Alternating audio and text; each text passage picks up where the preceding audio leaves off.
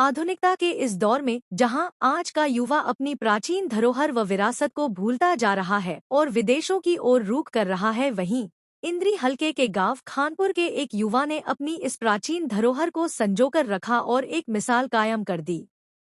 खानपुर निवासी पुष्पिंदर ने कच्ची घानी के 4 कोल्हू लगाकर अपने ही खेतों में विभिन्न प्रकार के तेल बनाने का एक कुटीर उद्योग स्थापित किया है और आज उनके उत्पाद के केवल भारत में ही नहीं बल्कि कई देशों में भी ग्राहक बन गए हैं। उनके उद्योग में प्राचीन विधि से तेल को तैयार किया जाता है। इस बारे में जानकारी देते हुए पुष्पिंदर ने बताया कि लगभग 4 साल पहले उन्होंने इस तेल उत्पादक काम को शुरू किया था। शुरुआत एक कोल्हू से की गई थी और आज 4 कोल्हू हो गए हैं। उन्होंने बताया कि वो भारत की प्राचीन धरोहर को संभाले हुए हैं और असली कच्ची घानी की विधि से तेल को तैयार करते हैं। वो सरसों, अलसी, मूंगफली, बादाम व कुसुम इत्यादि कई प्रकार के तेल इस विधि से तैयार करते हैं। उन्होंने बताया कि प्राचीन समय में जैसे बैलों की मदद से कोल्हू को चलाया जाता था और तेल निकाला जाता है, बिल्कुल उसी विधि से इन तेलों को तैयार किया जा रहा है। एक दिन में 5 से 7 लीटर तेल ही बनता है। इस विधि से तैयार तेल बिल्कुल शुद्ध होता है। नीम व कीकर की लकड़ी से तैयार कोल्हू मशीन में तैयार होने वाला तेल बूंद बूंद कर बाहर निकलता है, जिससे इसमें नीम व कीकर के गुण भी शामिल हो जाते हैं। हमारे पुराने बुजुर्ग इसी विधि से तैयार तेल का प्रयोग करते थे और स्वस्थ रहते थे। उन्होंने बताया कि मौजूदा समय में बाजार में कच्ची घानी का केवल नाम ही लिया जाता है, जबकि वो तेल भी मशीनों में ही तैयार हो रहा है। हम कच्ची घानी से तैयार तेल को छानकर कुछ दिनों के लिए खुले बर्तन में रखते हैं और 2-3 दिनों के बाद उसको अच्छी तरह से छानकर ही बोतलों में पैक करते हैं। उन्होंने बताया कि हम केवल कांच की बोतल में ही तेल को पैक करते हैं और पर्यावरण का ख्याल रखते हुए प्लास्टिक का कोई प्रयोग नहीं करते हैं। पुष्पिंदर ने बताया कि शुरुआत में उनको काफी दिक्कतें आई, लेकिन आज उनके तेल की बाजार में बहुत मांग है और उनके पास ऑनलाइन ऑर्डर आते रहते हैं।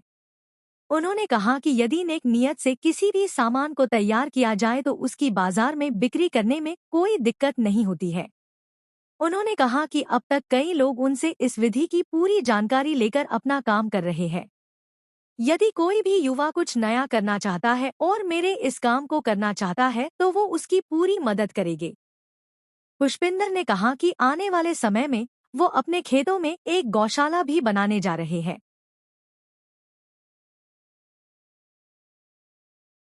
जी, बहुत-बहुत धन्यवाद आपका यहाँ आने के लिए। क्या कुछ कहेंगे ये जो प्राचीन तरीके से आप लोग कोल्हू चला रहे हैं, कैसे सोच आई और कैसे ये साढ़े 3-4 साल पहले हमने शुरू किया था। अब ये था कि जैसे समाज में इतनी दुर्गति है बैलों की, तो कुछ ऐसा शुरू किया जाए जिससे ये भी एक प्रॉफिटेबल उसमें आए कि लोगों को पता लगे कि इनसे भी आप कुछ उपयोग में इनको ले सकते हो। तो शुरू तो था कि चक्की चलाई जाए, जो चक्की चलती थी पहले। तो चक्की बनाने वाला कोई उस टाइम पे मिला नहीं, तो तब कोल्हू की तरफ आए थे हम। एक कोल्हू से तब शुरू किया था हमने साढ़े 3-4 साल पहले, और अभी 4 कोल्हू यहाँ पे चल रहे हैं। और इसके अलावा आगे भी 8 से 10 लगाने का विचार है, और 7 से 8 बैल अभी मेरे पास यहाँ पे हैं। तो इसमें आप जैसे आमदनी भी कमा रहे हैं, कौन-कौन से तेल निकालते हैं? आमदनी बहुत बढ़िया है अगर कोई भी शुरू करता है, मतलब इसमें आपके पास डिमांड ज़्यादा रहेगी हमेशा। सप्लाई और डिमांड का अगर आप बात करोगे तो बनता बहुत कम है। मान लो एक कोल्हू से आप दिन में 5 से 7 लीटर बना सकते हो सिर्फ। तो जैसे मेरे पास अभी 4 चल रहे हैं, तो मैं दिन में 30 से 40 लीटर बनाता हूँ। तो डिमांड मेरे पास ज़्यादा है, हमेशा मेरे पास 1-2 महीने पहले से ऑर्डर एडवांस रहते हैं, आज से नहीं, शुरू जब से मैंने शुरू किया है। तो डिमांड इसकी ज़्यादा ही रहेगी हमेशा, क्योंकि बनता इसमें कम है। और प्रॉफिट का ये है कि प्रॉफिट इसमें बढ़िया है, अगर कोई भी शुरू करता है तो अच्छा प्रॉफिट वाला काम है। कितने रुपए लीटर जो है बेच सकते हैं इसको? मेरा बिकता है सर 500 से लेके 3000 तक का। वो सरसों का मेरा 500 का है, बादाम का मेरा 3000 का है। मतलब 500 से लेके 3000 तक का मेरा बिकता है। और यहीं से मेरी ऑल ओवर इंडिया डिलीवरी है। इसके अलावा मेरा विदेशों में भी जा रहा है, ऑस्ट्रेलिया जाता है मेरा, कनाडा जा रहा है मेरा, अमेरिका जाता है मेरा। तो यहीं से सप्लाई है मेरी। तो पहले ऑर्डर आप लोग लेते हैं उसके बाद? ऑर्डर हमारे पास ऑनलाइन आ जाते हैं सर पहले ही। तो लोग पहले से हमारे पास एडवांस रहते हैं, मतलब ये नहीं कि अगर मेरे कोई आज ऑर्डर करेगा तो मैं उसको आज क्या दे दूंगा। तो मेरे पास 7 से 10 दिन का वेटिंग पीरियड पीरियड रहता है सबके लिए। तो अगर इस कोल्हू की बात करें तो आप लोग कौन-कौन से तेल निकालते हैं? किस हम यहाँ सरसों, मूंगफली, नारियल, तिल, अलसी, बादाम, इसके अलावा राम तिल है और कुसुम का तेल है। अच्छा। जी। बात करेंगे स्पेलर का जो तेल निकलता है और इससे तेल निकालते हैं, उसमें डिफरेंस क्या होता है? देखिए जो असली कच्ची घानी है ना, वो जो ये प्रोसेस है, इसका नाम कच्ची घानी है। बाजार में जो भी कच्ची घानी के नाम से कुछ भी बिकता है वो कच्ची घानी का तेल नहीं है। अब जो इसका बेस दिख रहा है आपको, ये नीम से बना हुआ है, और जो लाठ इसको पीसता है ये बना हुआ है कीकर से। तो जो भी इसके अंदर तेल की पिसाई होगी, इसमें नीम और कीकर दोनों के गुण उस तेल के अंदर विद्यमान है। स्पेलर में ये है कि स्पेलर में जो भी तेल निकलेगा वो 100 डिग्री से ऊपर गर्म हो जाता है। इसमें आप हाथ लगा के देखो, ये रूम रूम टेम्परेचर पे है। असली जो कोल्ड प्रेस के नाम से जो भी मार्केट में बिकता है, असली कोल्ड प्रेस या वुड प्रेस, ये वाला तेल है।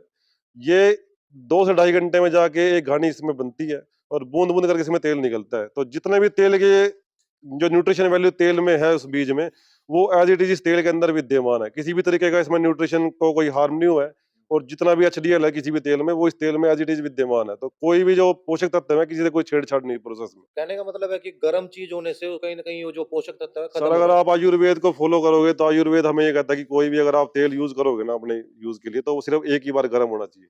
तो स्पेलर ने उसको पहले ही गर्म कर दिया, जब आप बनवा रहे हो घर पे लाके जो हमारी माताएं बहनें हैं उसको दोबारा गर्म कर देती हैं। जब हम खाते हैं तो तीसरी बार है वो, तो तब तक उसका सारा एचडीएल सब खत्म हो जाता है स्पेलर के अंदर ही।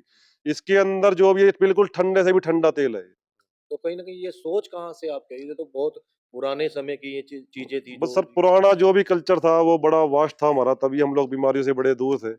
और जो आधुनिक कल्चर है इसकी तरफ जितने हम अग्रसर हैं, तभी हम इतनी बीमारियों से घिरे हुए हैं। तो प्राचीन जितना भी है, जैसे आटे की चक्की का भी हमारा है आगे के लिए, कि आटे की चक्की भी हम चलाएं, यहाँ मसालों की पिसाई भी जो हमारा, इसको प्राचीन परंपरा बोल लो या इसको वैदिक परंपरा बोल लो, तो ये सब एक छोटा सा प्रयास है कि रिवाइव हो और लोगों को भी पता लगे कि हमारी जो प्राचीन संस्कृति थी वो कितनी ज्यादा वो थी यहाँ पे। तो कहीं न कहीं जो युवा आपकी वीडियो देख रहे हैं, अगर वो इस तरीके का कार्य करना चाहते हैं, तो आप उनसे बताएँगे इस बारे में? मैं सर 20 से 25 लोगों को ट्रेनिंग दे चुका हूँ, अलग-अलग स्टेट से हैं वो। उनमें से कुछ लोगों ने अपना शुरू भी किया है, तो जो भी सीखना भी चाहते हैं तो उनके लिए पूरी ट्रेनिंग या जो भी हम सहायता कर सकते हैं, तो उसके लिए हमारी तरफ से कोई किसी को वो नहीं है। तो प्रोसेस क्या रहता है? मतलब किसी भी चीज़ का तेल निकालने के लिए क्या प्रोसेसिंग करते हैं? तेल में 10 किलो इसमें डलता है एक बारी में। तो 10 किलो आपने सामान डाला इसमें, तो 2 से ढाई घंटे में उसकी पिसाई होगी। बनने के बाद कोई फ़िल्ट्रेशन नहीं है किसी तरीके की, तो उसको धूप में रखते हैं 3 दिन के लिए, विदाउट फ़िल्ट्रेशन है सारे के सारे तेल। उसके बाद उसको टीन या काँच, प्लास्टिक का मैं यूज़ करता नहीं कहीं किसी तरीके से। अगर कोरियर में मेरा जाता है कहीं पे तो वो टीन के कैन में जा रहा है, 1 लीटर और 5 लीटर के ऑप्शन में। वही बाय हैंड यहाँ से आके बड़े सारे लोग हैं जो गुड़गाँव, दिल्ली, फरीदाबाद तक के यहाँ से आके लेके जाते हैं, उनके लिए काँच की बोतलें हैं। तो प्लास्टिक का कोई किसी भी तरह का कोई यूज़ नहीं है। कार्बन एमिशन 0 है पूरे की पूरी इसमें, कोई देखो आप लाइट का कोई किसी तरह का कोई यूज़ नहीं है। तो टोटली ये पूरा प्राचीन तरीके से और बिल्कुल पर्यावरण के लिए हितैषी वाला काम है। जब स्टार्टिंग की आपने तो बहुत सी दिक्कतों का भी सामना करना पड़ा होगा उसमें। दिक्कतें, सबसे पहली दिक्कत तो कोई बनाता नहीं है इसको, मतलब कोल्लू बनाने वाला ही कोई मिला नहीं था मेरे को। कम से कम 1 डेढ़ साल तो मैं इसी पे लगा रहा, जैसे मैं चक्की की बात कर रहा था, अभी चक्की से मैं शुरू हुआ था। तो कोई कारीगर नहीं है जो इसको बना सके। तो बड़ी दूर से, ये राजस्थान के बिल्कुल बॉर्डर पे एक गाँव है, वहाँ पे कोई इसको बना रहा था। उसके बाद इसको रिफाइन कराया, जो पुराने टाइम में चलते थे उसमें इसमें जो मॉडल में डिफरेंस है, तो इसको रिफाइन कराया अपने हिसाब से कि इसको और अच्छा कैसे बना सकते हैं बढ़िया। तो जैसे पुराने टाइम में बैलों की आंखों में पट्टी बांध देते थे लोग, जब बिल्कुल प्राचीन टाइम में जब चलता था, तो अपने पास ऐसा कुछ नहीं है, कंफर्टेबल चल रहे हैं बिल्कुल, कोई दिक्कत नहीं है। और जब बैलों की दुर्गति है, देखो कुछ ना कुछ तो करना पड़ेगा, तभी जाके इनको भी काम मिलेगा और युवा इतने जो हैं उनको भी कोई काम मिलेगा। अच्छा, जो इसका बेस जो है ये जिसके अंदर ये बेलचा चलता है, ये किस लकड़ी का बना हुआ है? ये बेलन किसका है? बेस बना हुआ है जी नीम से, और जो ये बेलन जिसको आप लाठ बोलते हो, ये बना हुआ है कीकर से। क्या मतलब कॉम्बिनेशन क्या है इन दोनों? और नीम और कीकर दोनों औषधीय गुण वाले पौधे हैं। तो जो भी आप तेल की पिसाई कर रहे हो उसमें वो औषधीय गुण इस तेल के अंदर विद्यमान है। जैसे हम घर पे चटनी बनाते थे सिलबट्टे पे, तो दुनिया में कोई मशीन मेरे ख्याल में जो हमारी दादी या हमारी नानी के हाथ का स्वाद था वो शायद दे नहीं सकती, चाहे कोई कितनी भी रिफाइंड मशीन आ जाए। तो इसको भी आप ये मानो कि ये हैंडमेड प्रोसेस एक तरीके से बना जाता है। हम ओखली मसाले पीसते थे अपने हाथ से, तो ये उसी तरीके का प्रोसेस है ये भी एक। तो क्या मैसेज देना चाहेंगे युवाओं को या आम जनता को? मैसेज यही है जी, प्योरिटी पे काम करो, और ऐसी कोई दिक्कत नहीं है कि डिमांड ओवरऑल हर चीज़ की बहुत बड़ी है, चाहे आप कुछ भी बनाओ।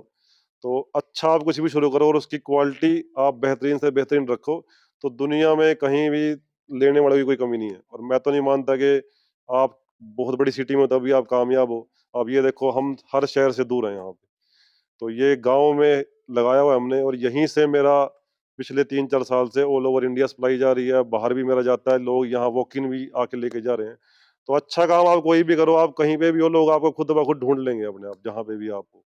कहाँ से प्रेरणा मिली आपको? क्योंकि इस तरह के जो व्यवसाय हैं, उससे दूर भागते हैं युवा, ज़्यादा पैसे कमाने के चक्कर में। प्रेरणा एक तो जो दुर्गति है, सड़कों पे देखता हूँ बछड़े इतने घूम रहे हैं, गायें घूम रही हैं, किसी को कोई दिक्कत है, किसी ने किसी की टाँग पे कुछ मार रखा है। मतलब प्रेरणा तो ये मिली थी कि कुछ ऐसा किया जाए, जो सोसाइटी के लिए बढ़िया हो, इनके लिए भी बढ़िया हो। प्रेरणा तो यहाँ से मिली थी, उसके बाद विचार ये था कि करेंगे क्या इनका?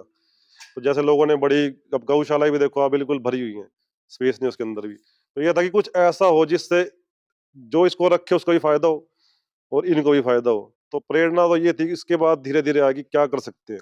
तो घूमते-घूमते इस पे आए, अब बड़े जल्दी आपको यहाँ आटे की चक्की भी चलती दिखेगी, जो बैल ही इसको चलाएँगे और मसाले की पिसाई भी बैल से ही होगी यहाँ पे। तो आपने एक संकल्प भी लिया था कि गौशाला भी खोलूँगा मैं यहाँ। गौशाला बिल्कुल खोलेंगे यहाँ पे। अगली बार आप जब दोबारा आओगे गौशाला भी मिलेगी आपको यहाँ पे। तो बस यही है कि इनका थोड़ा रहन-सहन अच्छा हो और इनके साथ अगर आप ठीक-ठाक भी कुछ कमा लेते हो तो और ऐसा कुछ दिक्कत है नहीं, मेरे को तो ऐसी दिक्कत आई नहीं। बहुत बढ़िया चीज़ है, अभी के लिए भी और आगे के लिए भी।